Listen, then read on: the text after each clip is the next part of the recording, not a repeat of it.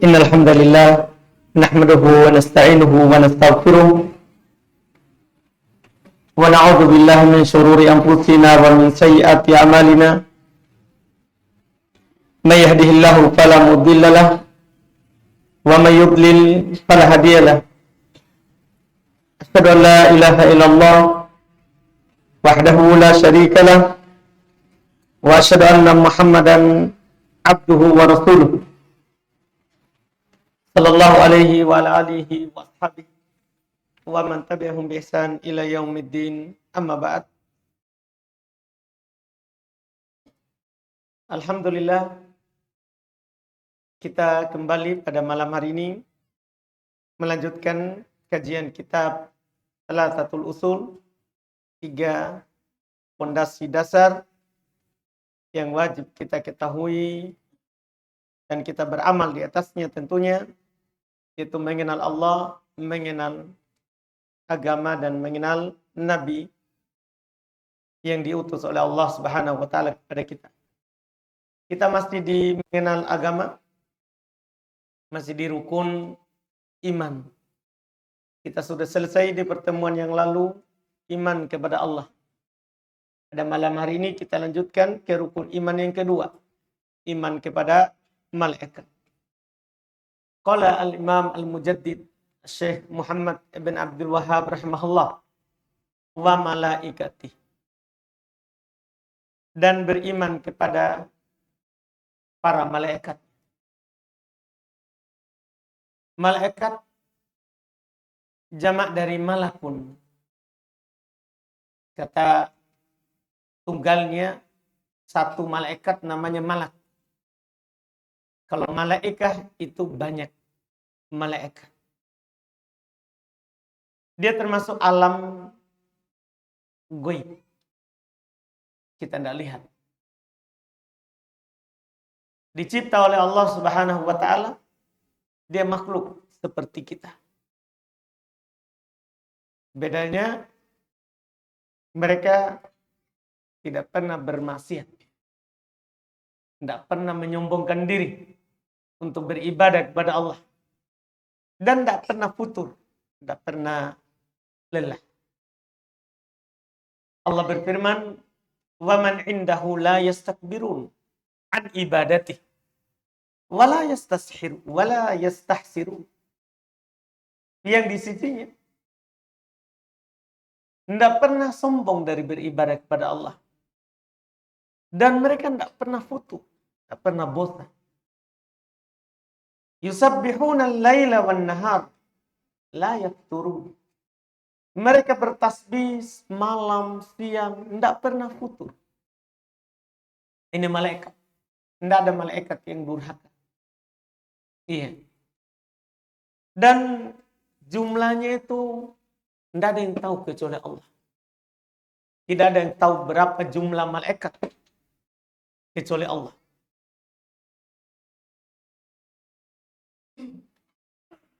Yang menggambarkan banyaknya mereka adalah apa yang disampaikan oleh Nabi SAW dalam hadits riwayat Imam Al-Bukhari dan Imam Muslim.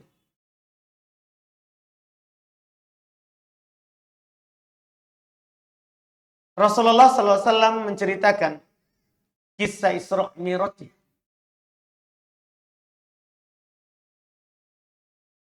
Dan beliau bercerita bahwa beliau dinaikkan.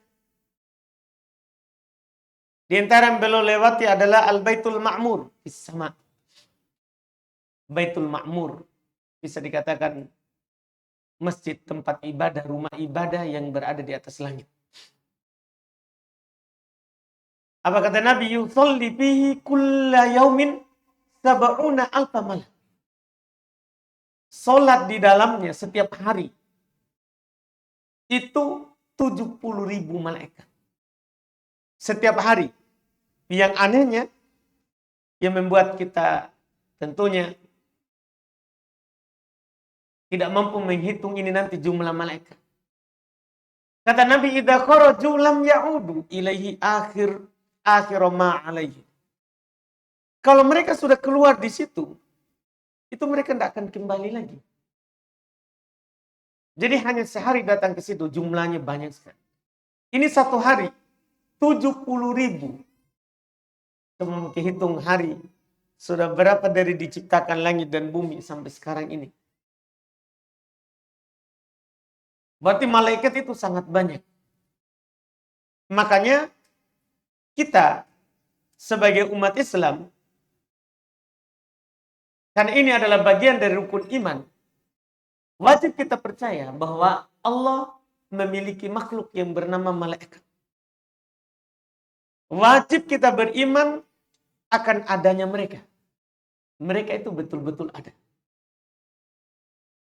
Kalau kita tahu namanya, kan ini alam goib, ada syariat kita kasih tahu namanya. Lewat Quran ataupun lewat hadis, wajib kita percaya namanya. Kita imani dengan namanya. Dan yang kita tidak tahu namanya, kita beriman secara global. Secara umum bahwa Allah memiliki malaikat. Misal kita tahu ada malaikat yang bernama Jibril. Ya kita beriman kepadanya. Ada malaikat Allah yang bernama Jibril. Ada malaikat Allah yang bernama Mikail. Ada Israfil. Ya. Ada Malik. Yang disebutkan oleh Allah Subhanahu wa taala dan nabinya kepada kita namanya. Adapun yang kita tidak tahu namanya, yang tidak disebutkan kan tidak mungkin disebutkan semua. Berapa buku yang harus mencatat namanya? Kan ini satu hari masuk di Baitul Ma'mur, rumah ibadah yang berada di atas langit, itu 70.000 sehari. Dan tidak akan kembali lagi kalau sudah keluar. Banyak? Iya. Makanya wajib kita beriman. Yang disebutkan kepada kita namanya, kita imani secara khusus. Yang tidak disebutkan, kita imani secara global, secara umum. Allah memiliki malaikat. Demikian pula yang disebutkan kepada kita sifatnya. Kita beriman juga kepadanya secara khusus. Yang disebutkan sifatnya, kita imani secara global. Seperti misalnya Jibril. Nabi mengabarkan kepada kita, belum pernah melihat Jibril di atas wujud aslinya. Nabi pernah melihat beberapa kali Jibril, tapi tidak di atas wujud asli. Jibril pernah datang kepada Nabi, tapi menyamar, merubah wujudnya dengan laki-laki. Seperti di hadits Jibril, yang bertanya tentang iman, Islam, ihsan. Kan datang dalam wujud laki-laki. Tapi Nabi pernah mengabarkan dalam hadits riwayat Imam Al-Bukhari, demikian pula Imam Muslim, bahwa belum melihat Jibril di atas sifat aslinya yang dia dicipta atasnya. Kata Nabi, lahu situ mi'ati janah. Dia memiliki 600 sayap. Besar. Dan Nabi katakan, qad saddal ufuk, telah menutup ufuk. Iya. Ufuk itu ufuk timur ataupun barat, utara ataupun selatan, tertutup dengan Jibril, makhluk yang ciptaan Allah yang besar. Iya. Nah, ini kita imani secara khusus yang ada sifatnya. Demikian pula yang kita tahu tugasnya.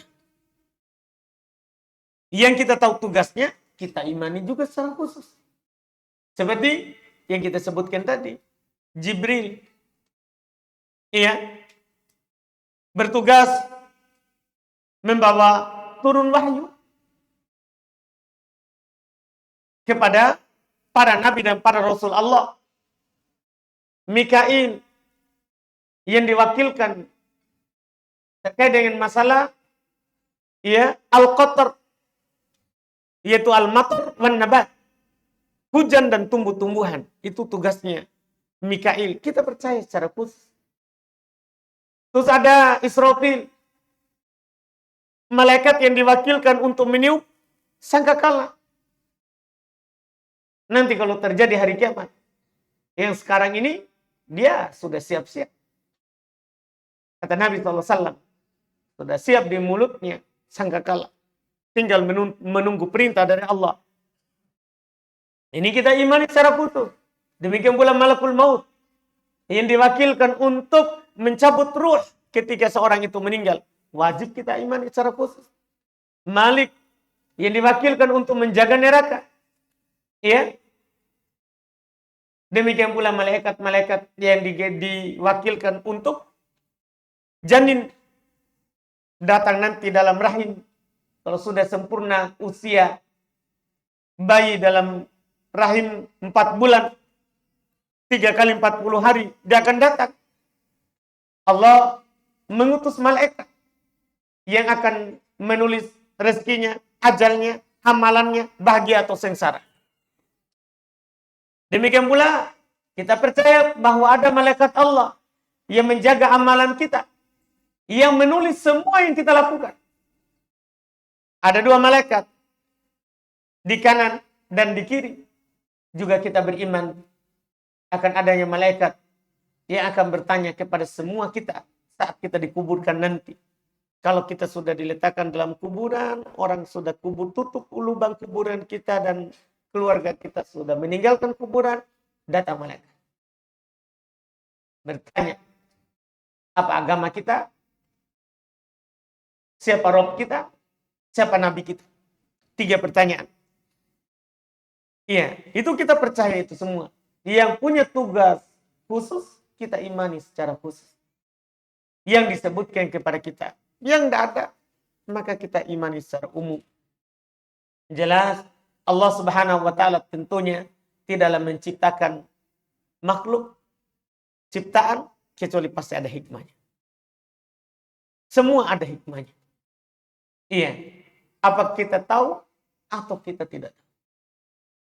Iya, tentang ilmunya. Ini beriman kepada malaikat. Dan kita harus pahami baik-baik bahwa malaikat ini dia berjasa seperti kita, cuman kita tidak lihat. Ini harus kita pahami. Mereka punya ruh, mereka punya kekuatan. Hati-hati, di sana ada yang disebarkan oleh orang-orang yang berpemahaman salah di tengah kaum muslimin, yaitu mereka menyatakan tidak ada malaikat. Malaikat itu ibarat dari keinginan untuk berbuat baik. Sementara sebagaimana setan itu tidak ada. Tidak ada iblis, tidak ada setan. Itu ibarat dari bisikan untuk melakukan perbuatan jahat. Jadi tidak ada malaikat, tidak ada setan, tidak ada iblis. Itu tentunya keyakinan yang tidak benar. Itu menyelisih Quran. Tidak boleh kita yakini seperti itu. Menyelisih Quran, menyelisih hadits Nabi SAW. Saya akan sebutkan ayat sama haditsnya, karena ini keyakinan tersebar. Kan di sana bahkan di televisi, iya disebutkan begitu. Kalau yang bisikan jahat itu bukan malaikat, itu iya jin, itu iblis katanya. Tapi bukan makhluk. Dia memang bisikan jahat namanya iblis. Kalau bisikan baik itu malaikat. Belum lagi dia kasih terbang-terbang perempuan. Itu keyakinan kaum musyrikin. Kaum musyrikin meyakini bahwa malaikat itu anak perempuannya Allah. Tidak pun. Iya. Allah telah bantah di banyak ayat. Malaikat bukan anak perempuannya Allah. Allah tidak punya anak.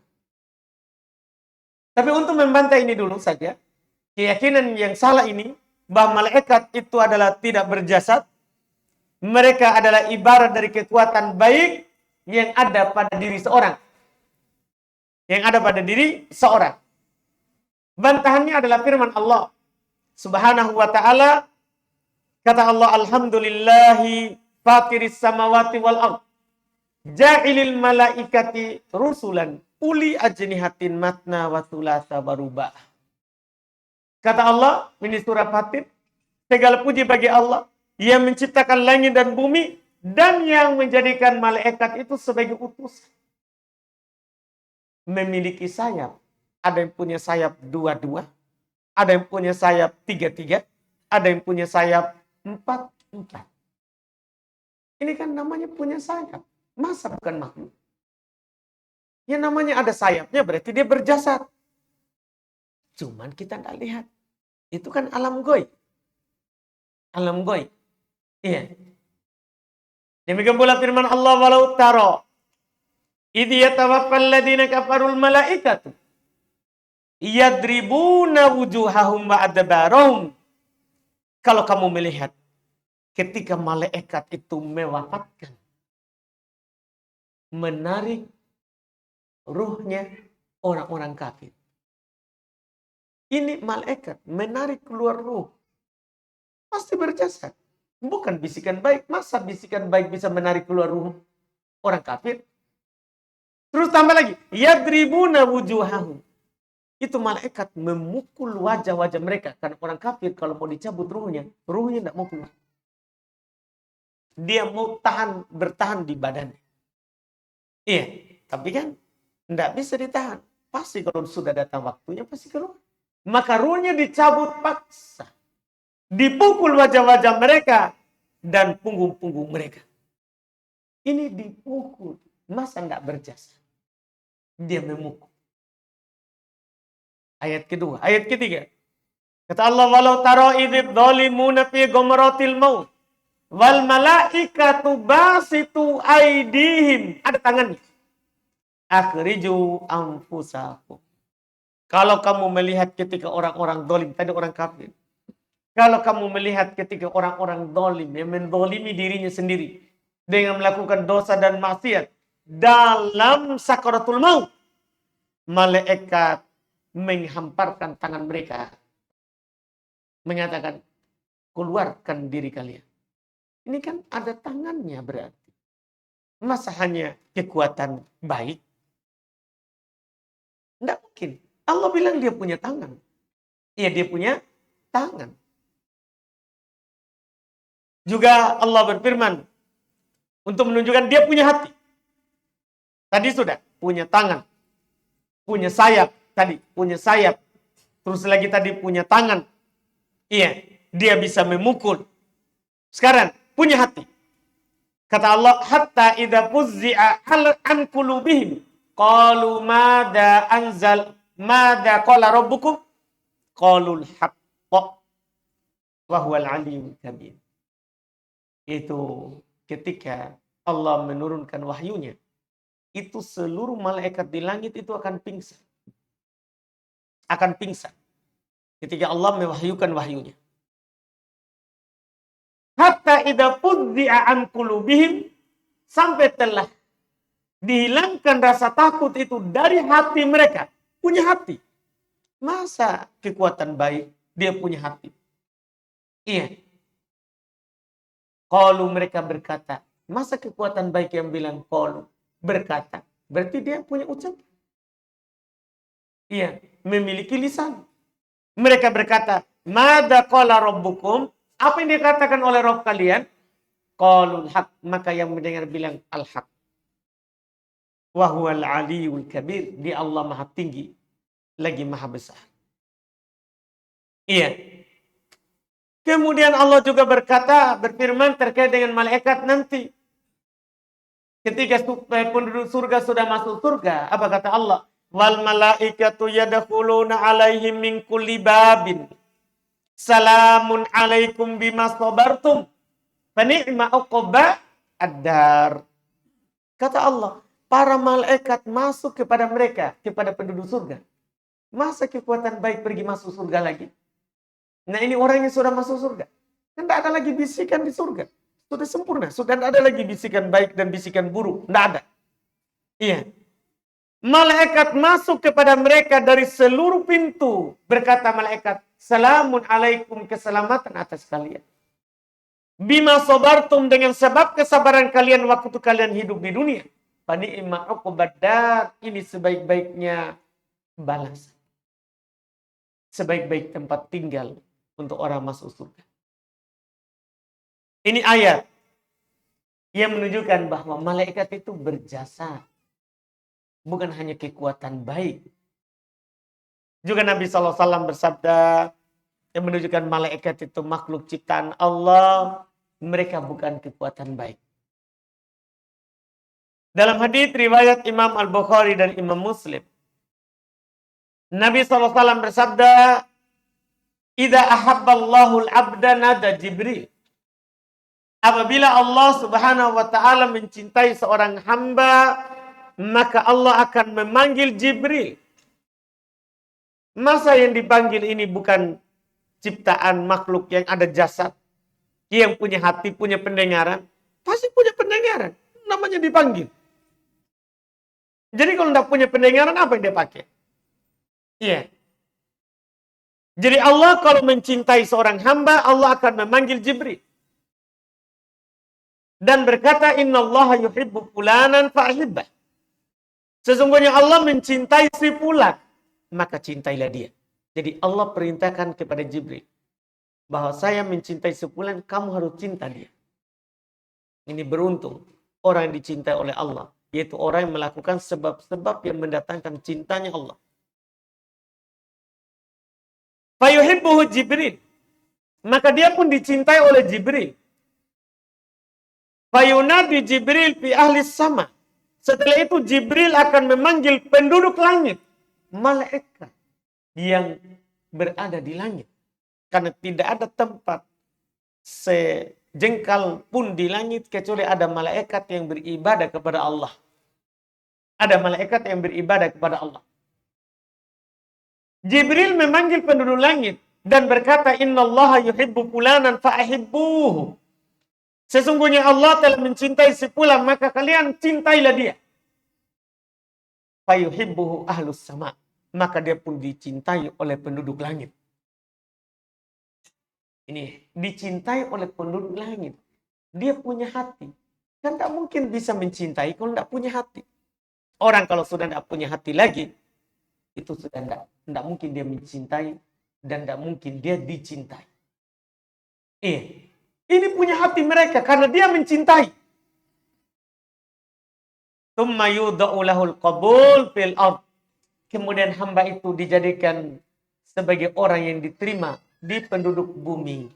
Kalau kita mau melihat ciri orang dicintai oleh Allah, maka dia mudah diterima oleh penduduk bumi.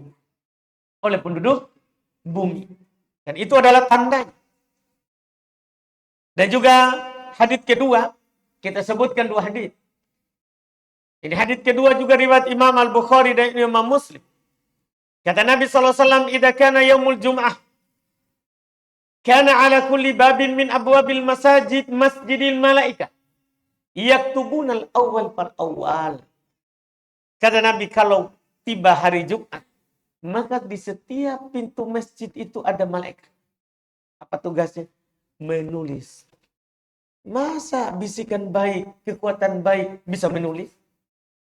Tidak mungkin, itu dibantah. Secara akal. Iya. Kenapa saya bilang secara akal? Karena sebenarnya yang mengingkarinya itu adalah aklaniun. Orang-orang yang mengatakan dia punya akal. Termasuk orang filsafat. Orang filsafat juga seperti itu. Iya. Masa dia bisa menulis? Kata Nabi, yaktubuna al-awwal fal awwal. Dia menulis yang pertama, kemudian berikutnya. Jadi dia ada di pintu masjid, dia tulis. Yang datang pertama, kedua, ketiga, keempat, sampai terakhir. Fa idza jalasal imam tawaw suhuf wa ja'u yastami'una dzikra. Kalau imam telah naik ke mimbar, duduk, maka dia akan tutup lembaran-lembarannya.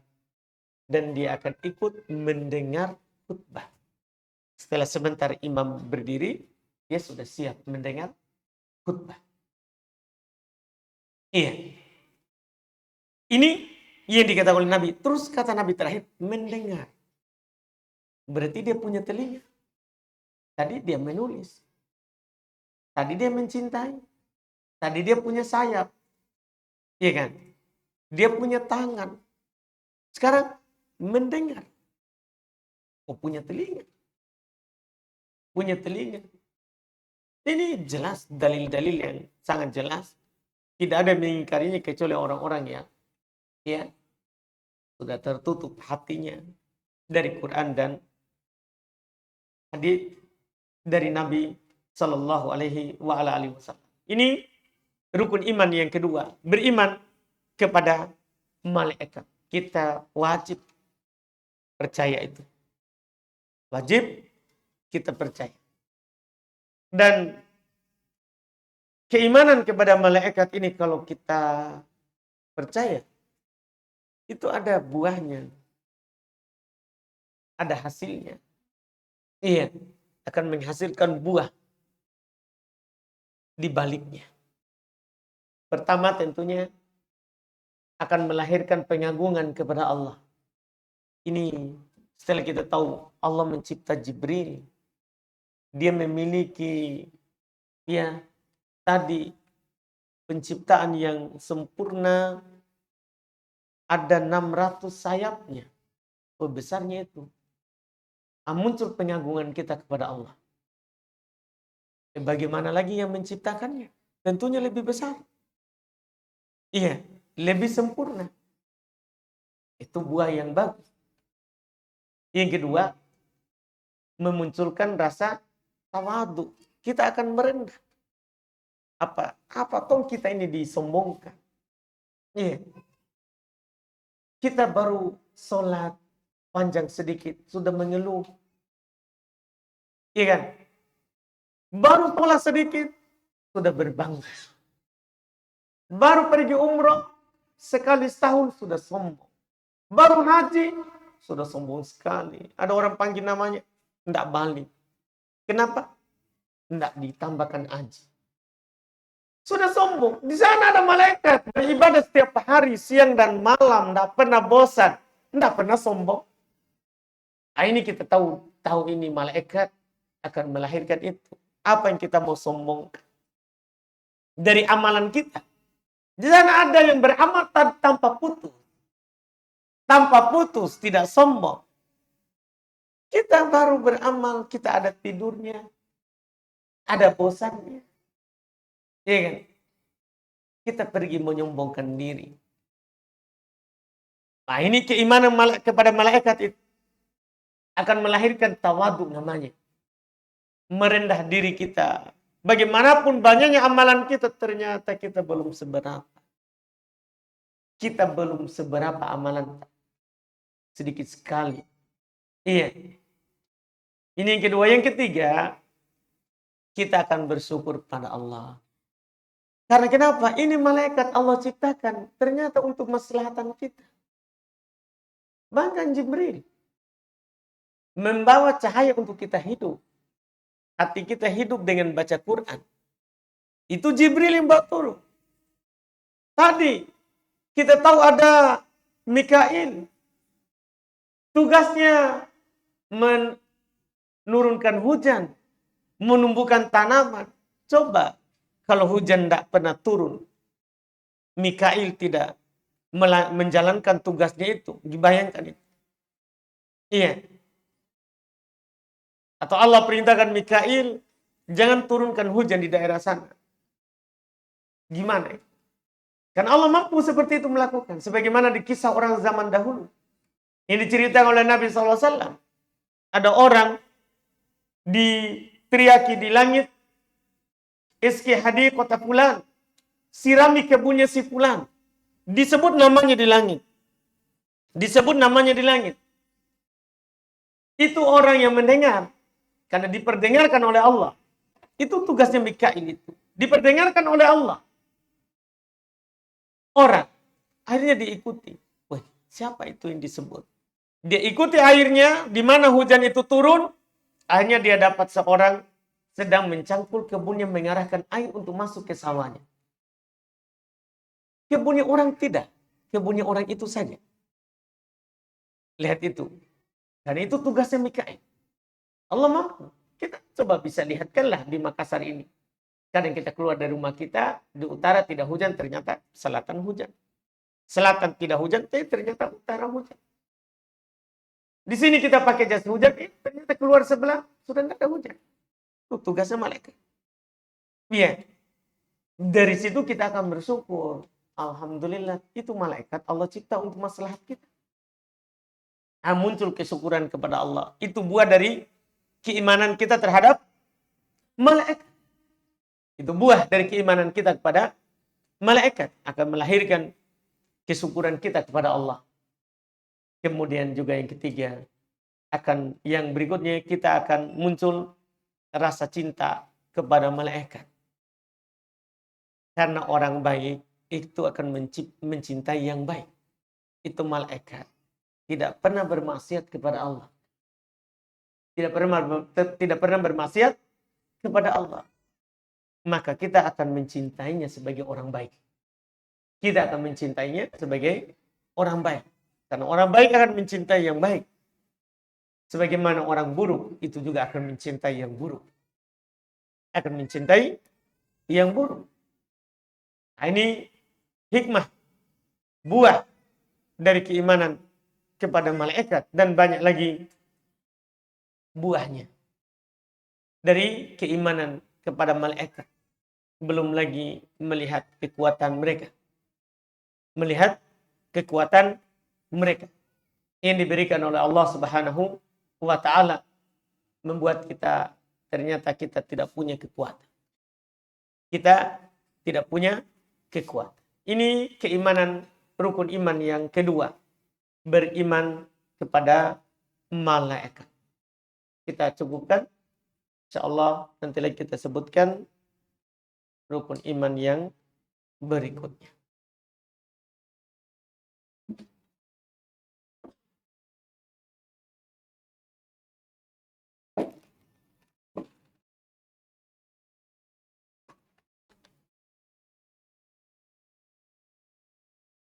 Apakah malaikat bentuknya seperti manusia? Adakah hadits yang menjelaskan karena malaikat punya hati, tangan, dan sebagainya? Bagaimana nanti di surga? Apakah manusia dapat melihat malaikat? Iya. Kalau bentuknya kita tidak dijelaskan. Jelas tadi sudah. Malaikat punya sayap. Punya sayap. Ada yang punya 2 sayap. Ada yang punya 3 sayap. Ada yang punya 4 sayap. Itu disebutkan. Adapun menjelaskan, menggambarkan, itu kita tidak tahu. Kita tidak digambarkan bagaimana hidungnya, mulutnya. Tidak. Iya, karena itu alam gaib.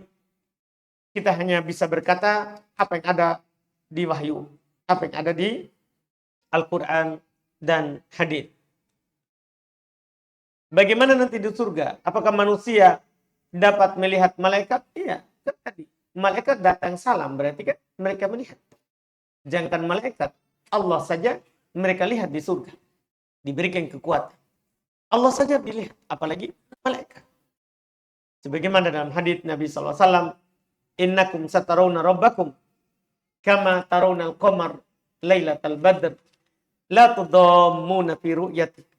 Sesungguhnya kalian akan melihat Rabb kalian nanti di surga. Seperti kalian melihat bulan di malam purnama. Kalian tidak akan terhalangi dari melihatnya.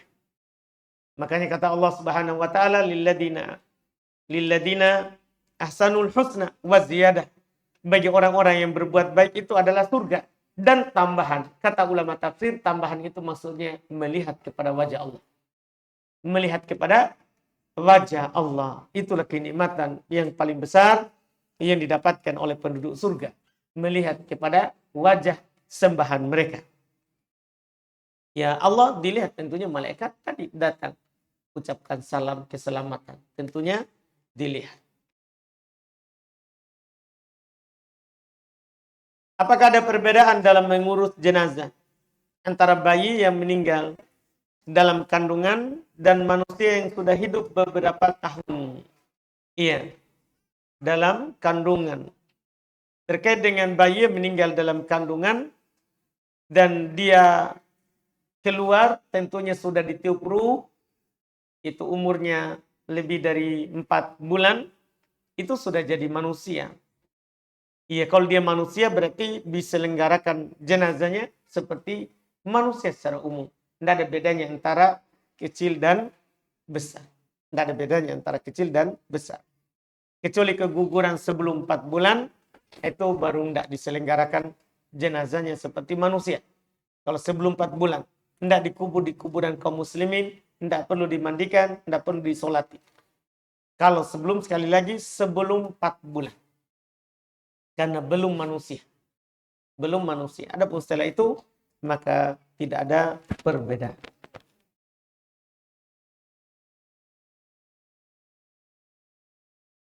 Bagaimana jika ada seorang berzikir tapi lupa artinya?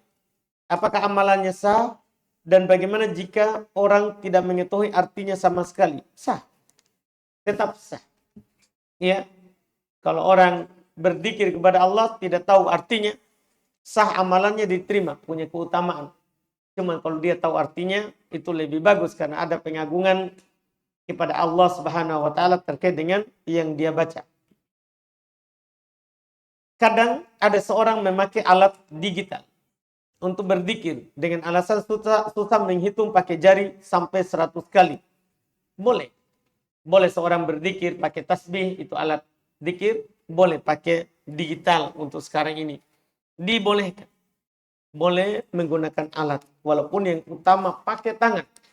Hanya saja kalau ditanya apa hukum menggunakan tasbih untuk berzikir, menggunakan alat sekarang digital untuk berzikir, boleh, dibolehkan. Bagaimana hukumnya jika kita masbuk tapi sempat takbir tapi tidak membaca surah Al-Fatihah? Apakah sah solatnya? Sempat takbir ya. Memang kalau kita masuk solat dan masbuk wajib kita takbiratul ihram baru ikut imam. Setelah itu kita dapatnya saat apa? Kalau dapat saat berdiri, ya tidak sah kalau tidak baca Al-Fatihah. Kalau kita dapat saat ruku, sah, kita dianggap dapat satu rakaat. Kalau keadaan khususnya saat ruku setelah takbiratul ihram. Saya punya teman yang selalu kesana kemari meruqyah. Meruqyah. Lalu suatu hari saya temani pergi meruqyah berkali-kali. Lalu suatu hari saya temani pergi meruqyah berkali-kali. Tapi saya heran. Kalau dia meruqyah, dia bicara sama jin melalui tubuh orang lain. Saya biasa merasa aneh dengan caranya Ustaz. Apakah itu memang benar bahwa manusia bisa berbicara dengan jin dengan segampang itu? Ya bisa saja kalau jinnya masuk di situ. Jinnya masuk situ. Bisa saja dia berbicara karena sekarang dia lagi masuk di badannya orang. Cuman harus hati-hati. Kadang jin itu dia masuk di orang. Sudah tahu nanti akan meruqyah si fulan, dia akan bertanya kepada saya. Dia bisa saja nanti akan mengadu domba. Si ini yang kemasukan jin dengan keluarganya. Kadang dia akan bertanya, kamu keluar saya? Saya enggak, saya ini sudah ada janji sama si fulan. Tidak akan keluar kalau dia tidak izinkan. Sebulan namanya. Oh, muncullah di keluarga semua. Oh, betul dia. Akhirnya adu domba. Saling bunuh, saling hasad. Ya itu tujuan jin. Makanya orang meruqyah adabnya nggak usah aja bicara. Ruqyah saja sampai keluar jin. Dan ruqyah itu tidak harus baca Quran. Boleh dinasihat. Boleh juga dinasihati juga. Iya, dinasihati juga. Supaya dia tidak mengganggu muslim. Tidak mengganggu muslim. Dan kita tidak boleh ajak bicara tadi itu karena rata-rata yang masuk itu adalah jin yang kafir. Walaupun dia mengaku muslim. Kalau dia muslim tidak mungkin mengganggu muslim. Karena hukum agama kita dan jin sama. Tidak boleh saling mengganggu kalau muslim. Jadi kalau masuk itu kafir. Tidak ada jin muslim mengganggu muslim. Mengganggu muslim. Maka itu tadi, jangan aja bicara, jangan sampai dia memang mengadu domba. Ruqyah saja kalau memang itu jin sampai dia keluar.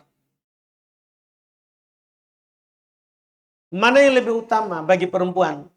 Mengikuti kajian secara langsung di masjid atau mengikuti kajian online? Apalagi sekarang banyak kajian online melalui YouTube dan lainnya secara live. Lebih utama di masjid. Tidak ada yang lebih utama lagi daripada masjid. Walaupun sekarang ada media itu kalau udur. Kalau kita jauh tempatnya, ini kemudahan dari Allah. Kemudahan dari Allah. Iya. Tapi bukan menutup masjid. Tidak menutupi ke masjid. Tidak. Karena hadits terkait dengan keutamaan bermajelis ilmu itu yang datang. Yang ke majelis. Yang datang yang ke majelis. Apalagi ya online itu banyak cobaannya. Banyak cobaannya. Kadang awal kita dengar, ya, setelah itu kita geser-geser ke bawah sedikit. Itu kan cobaan. Di masjid saja, kita sudah datang di masjid, kadang kita cerita sama teman tak, ya enggak akhwat. Betul enggak itu akhwat? Kadang kita datang ke masjid, kita cerita sama teman tak. Apalagi bagaimana nih kalau di rumah? Itu akhwat, masih cerita. Kan begitu itu maksudnya. Kita ke masjid saja, kadang kita diuji, cerita sama kawan, teman. Iya, ke masjid. Apalagi mau mendengar di rumah. Maka sekali lagi, itu masjid tidak menutup. Itu online tidak bisa menutup masjid. Tidak bisa menggantikan masjid. Itu harus kita pahami. Ustadz, apa maksud dari hadits? Salat yang paling baik adalah yang paling lama berdirinya. Apa bacaan suratnya yang panjang atau bagaimana Ustadz? Iya. Tidak harus yang panjang suratnya. Tidak harus yang panjang suratnya. Iya. Bisa juga langsung dipahami seperti itu. Yang paling lama berdirinya. Yang paling lama berdirinya. Bisa juga di sini ditakbir dengan berdiri, maksudnya yang paling lama sholatnya. Itu antara berdiri, ruku, bangkit dari ruku, sujud, bangkit dari sujud, sujud lagi. Semuanya sama. Karena Nabi SAW kalau sholat, itu sama itu berdirinya dengan ruku, kemudian bangkit dari ruku, kemudian sujud, bangkit dari sujud, kemudian sujud. Itu sama. Nabi. Itu yang dimaksud yang paling lama berdirinya. Maksudnya ditakbir kadang sebagian dalil, mentakbir sebagian tapi yang diinginkan seluruhnya. Seluruhnya. Itu yang diinginkan, wallahu a'lam.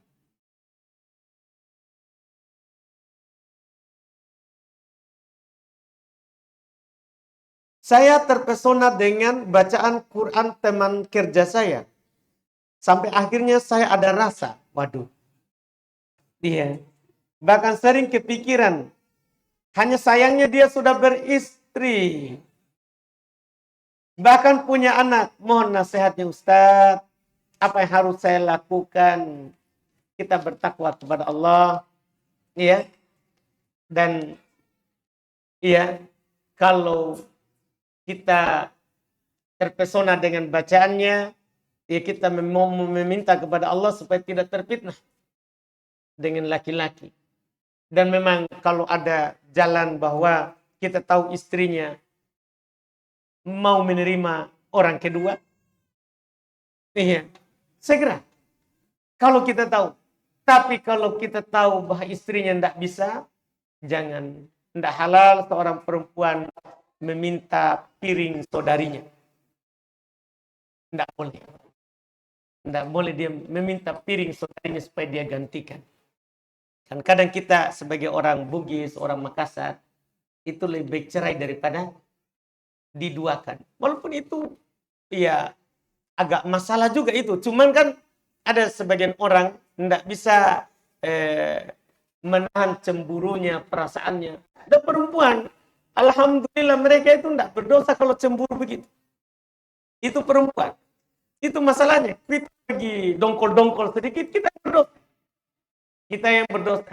Maka kita sebagai suami harus paham itu. Dan perempuan juga harus paham.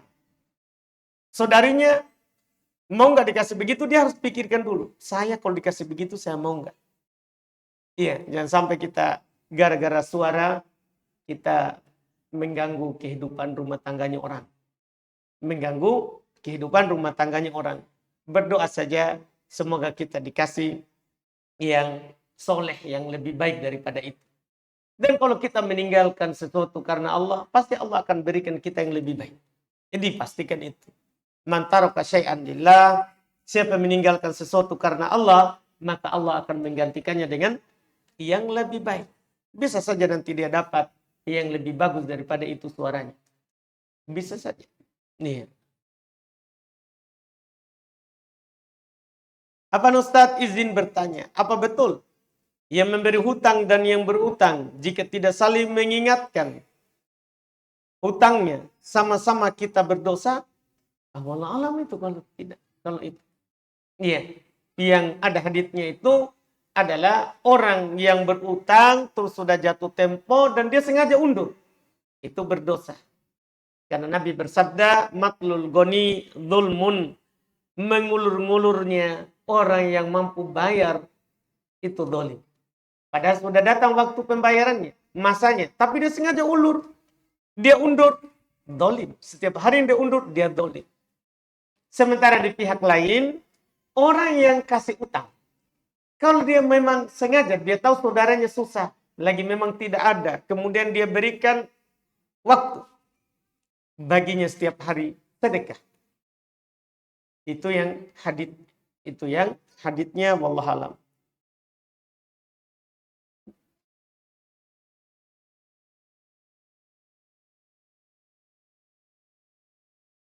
Apa hukum berdoa pakai bahasa Makassar? Yang di ujung doanya menyebut barakala ilaha illallah. Iya. Berdoa pakai bahasa apapun boleh. Berdoa pakai bahasa apapun boleh. Allah mendengar semua bahasa. Allah mendengar semua bahasa. Tidak harus orang berdoa pakai bahasa Arab. Tidak harus. Kalau di luar sholat ya, beda dalam sholat. Karena sholat, kata Nabi, la yasluhu li kalamin nas. Tidak cocok untuk pembicaraan orang. Tidak cocok. Kalau di sholat. Kalau di luar sholat, bebas kita berdoa dengan bahasa apapun. Cuman menutup dengan barakala ilaha illallah, tidak ada dalil khusus. Tidak ada dalil khusus, kita bilang setiap berdoa, barakala ilaha illallah. Tidak. Iya. Tidak ada dalil khusus tentang hal itu. Kemudian ini ada pertanyaan. Sini tinggal 2 lagi. Apa hukum memasang harga pada jasa bekam? Tidak apa-apa, boleh. Lebih baik daripada tidak memasang. Iya. Itu nanti kalau bermasalah kalau kita tidak pasang harga, bilang seikhlasnya saja. Nah, itu susah. Kasihan orang yang berbekam, yang meminta jasanya. Dia akan merasa tidak enak. Mau kasih sedikit, takut tidak. Iya, ridho dia. Mau kasih banyak, dia tidak ridho. Kan begitu. Makanya pasang saja harga. Pasang saja harga. Iya, itu lebih baik, lebih bagus. Iya, lebih bagus. Tidak apa-apa, kan itu jasa. Boleh kita pasang harga kalau jasa. Bagaimana hukum mencukur jenggot karena perintah perusahaan? Iya. Pertama, kalau kita sudah tahu perusahaan itu akan menyuruh kita cukur jenggot, jangan dilamar di perusahaan begitu. Iya, lebih baik kita cari yang lain. Iya. Terus kalau kita sudah terlanjur di dalam, kita belum bisa keluar karena ada tanda tangan kontrak, kita sebelumnya tidak tahu, belum dapat hidayah, maka langkah awal adalah sampaikan kepada pimpinannya. Iya. Untuk berjenggot. Ini syariat dalam agama saya. Kalau diberikan, alhamdulillah. Kalau tidak diberikan dan kita belum bisa keluar, misalnya ada kontrak, ya, maka tidak apa-apa untuk sementara. Sambil kita menunggu selesai kontraknya dan kita mencari pekerjaan yang lain yang kita bisa melakukan syariat Allah Subhanahu wa taala di situ. Ya, Allah yang tahu tentang udzur kita. Kita tidak bisa tahu bagaimana udzur kita di perusahaan itu dan bagaimana kalau kita keluar. Itu udzurnya ada di Allah Subhanahu wa taala. Baik, kita cukupkan. Semoga bermanfaat. Insya Allah kita lanjut lagi nanti di pertemuan akan datang melanjutkan pembahasan setelahnya. Subhanaka wa bihamdik, asyhadu an la ilaha illa anta astaghfiruka wa atubu ilaik. Assalamualaikum warahmatullahi wabarakatuh.